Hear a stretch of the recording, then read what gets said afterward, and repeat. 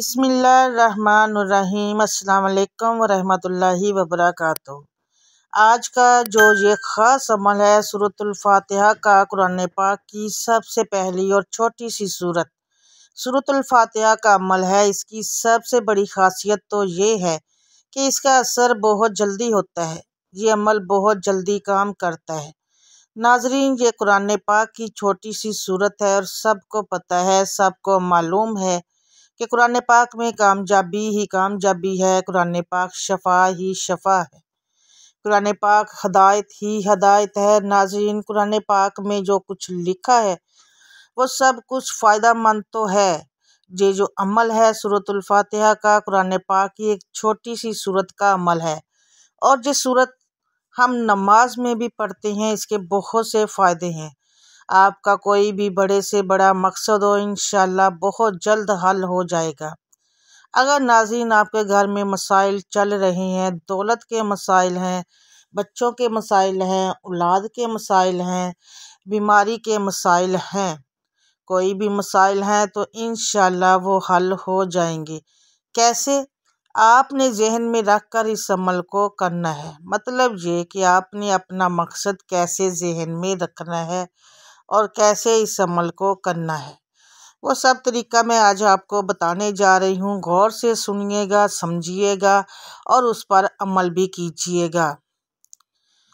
इंशाल्लाह इस अमल की बरकत से आपकी ज़िंदगी में खुशियाँ लौट आएंगी। जो भी नाज़रीन आपके मसाइल हैं, आप परेशान हो चुकी हो कि पता नहीं ये मसला कब हल होगा, इंशाल्लाह अल्लाह पाक की कलाम है, आपको फ़ायदा होगा और ज़रूर होगा। अगर नाज़रीन आपने इस अमल को पूरा देख लिया, सुन लिया और अच्छी तरह कर लिया तो इस अमल का तरीक़ाकार जान लेते हैं।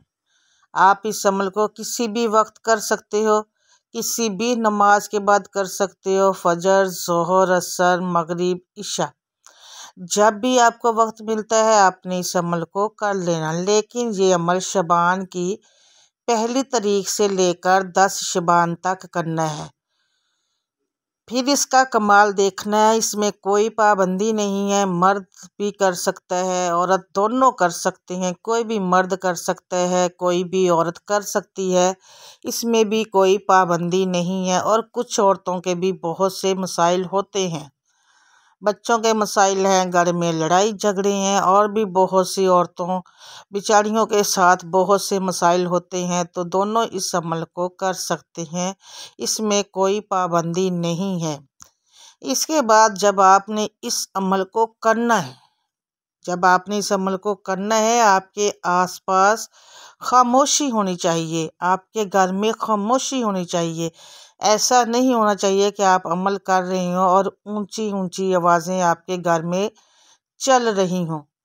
क्योंकि नाजरीन और मोहतरम बहनों भाइयों, जब आप अमल करने बैठोगे शोर होगा, आपके कानों में आवाज़ें डलेगी, आपके दिमाग में आवाज़ें लगेंगी, तरह तरह की आवाज़ें होंगी, तो ख्यालात भटकेंगे, तो आपकी अमल से तवज्जो हट जाती है, ध्यान बट जाता है, यकसोई नहीं रहती। तो फिर जब तवज्जो हटती है तो यकीन कम होता है। तो आप इस अमल को कर लीजिए, इंशाल्लाह आपको बहुत फ़ायदा होगा। लेकिन आपने कोशिश ये करनी है कि शोर कम से कम हो। कोशिश करिएगा फजर टाइम कर लें, जाए इशा टाइम कर लें, जब सब बच्चे सो जाएं तब कर लें। इसके बाद आपने औज़ुबिल्लाहि मिनश्शैतानिर्रजीम और बिस्मिल्लाहिर्रहमानिर्रहीम को 11 मरतबा पढ़ना है। आपने पूरा पढ़ना है, मैंने इधर आधा लिखा है, पढ़ा है। अच्छी तरह पढ़ना है और जल्दी जल्दी आपने कुछ नहीं पढ़ना। इसके बाद आप दुरूद पाक पढ़ेंगे।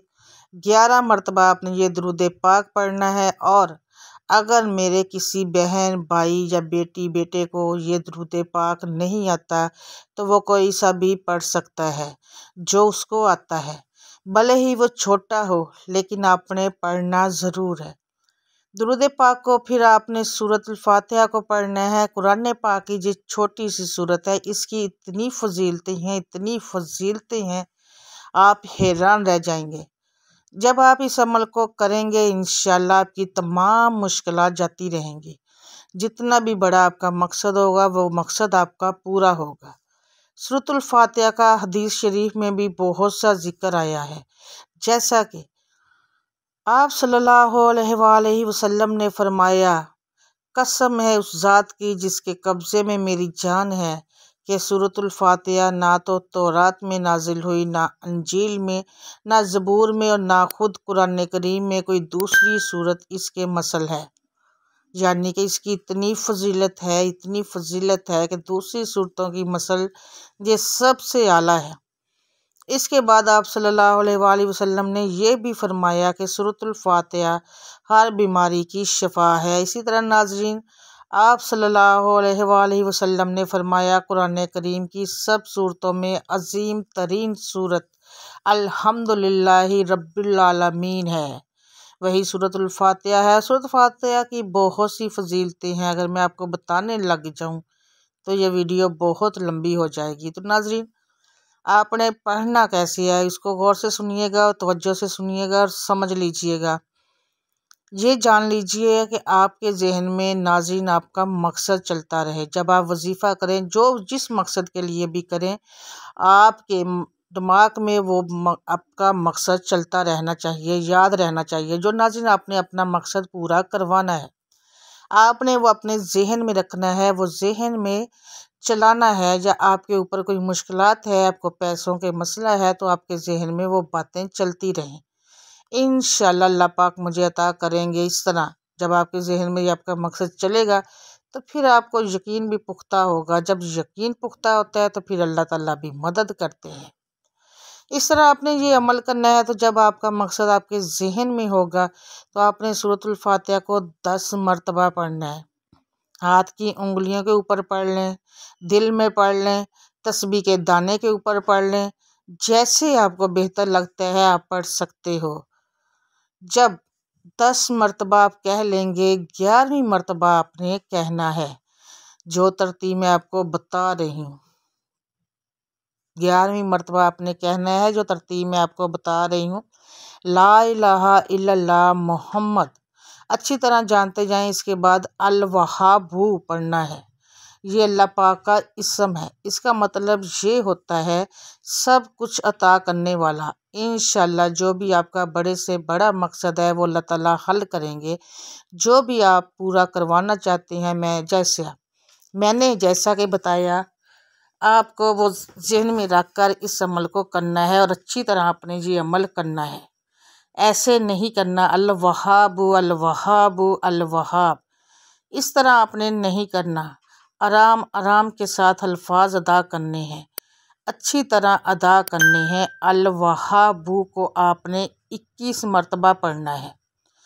अल वहाबू को आपने 21 मरतबा पढ़ना है। इसके बाद फिर आपने सूरतुल फातिहा पढ़नी है। फिर आपने 10 मरतबा सूरतुल फातिहा पढ़नी है। ये कुरान पाक की छोटी सी सूरत है, पहली सूरत है। इसको पढ़ने में आपका 1 मिनट भी नहीं लगता। 1 मरतबा पढ़ने में छोटी सी सूरत है और ये अमल समझने में आपको 5 से 6 मिनट लग सकते हैं, 7 मिनट लग सकते हैं, लेकिन करने में आपके 2 से 3 मिनट लगेंगे। ये अमल बहुत ही ख़ास है।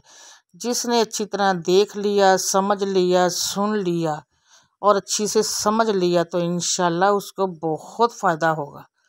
फिर इसके बाद आपने दुरूद पाक पढ़ना है। आप सल्लल्लाहु अलैहि वसल्लम की ज़ात पर आप अच्छी तरह दुरूद पाक पढ़ेंगे। आखिर में 11 मरतबा फिर दुरूद पाक आपने पढ़ना है। जैसा कि मैंने पहले भी बताया, अगर आपको ये दुरूद पाक नहीं आता, दुरूद इब्राहिमी नमाज वाला कोई सा भी पढ़ सकते हो, कोई सा भी पढ़ सकते हो जो आपको आता है, लेकिन आपने दरूद पाक पढ़ लेना है। इसके बाद आप दुआ भी करेंगे। इंशाल्लाह इस अमल की बरकत से ही अल्लाह पाक आप पर रहम करेंगे। लेकिन आपने दुआ भी कर लेनी है। कुछ कीमती घड़ियाँ होती हैं, इंसान के हाथ उठते ही फ़ौरन दुआएं कबूल हो जाती हैं, तो आपने दुआ लाजमी करनी है। दुआएं तकदीर बदल देती हैं, तो इसलिए दुआ लाजमी करें। जो आपके मकसद हैं, बड़े से बड़े मकसद हैं, अल्लाह ताला से मांग लें कि या अल्लाह मेरी मुश्किलात दूर कर दे, मेरे लिए आसानियाँ पैदा कर दे। नाज़रीन, जो भी आपको मसला है वो आपने दुआ में मांग लेना है। इजाज़त आम अमल है, इसमें कोई पाबंदी नहीं है। कोई भी मेरा बहन, भाई, बेटा, बेटी इस अमल को कर सकता है। किसी को जो है ना वो कमेंट बॉक्स में अपना नाम लिखकर इजाज़त लेने की ज़रूरत नहीं है। कोई भी कर सकता है नाज़रीन, कोई पाबंदी नहीं है। बस आपने एक काम करना है, वीडियो को लाइक करके चैनल को सब्सक्राइब कर दें। अल्लाह आपका हामी व नासिर हो। अल्लाह हाफिज़। अस्सलाम वालेकुम रहमतुल्लाहि व बरकातहू। अगर चैनल अभी तक सब्सक्राइब नहीं किया तो ज़रूर कीजिएगा। जज़ाकल्लाह।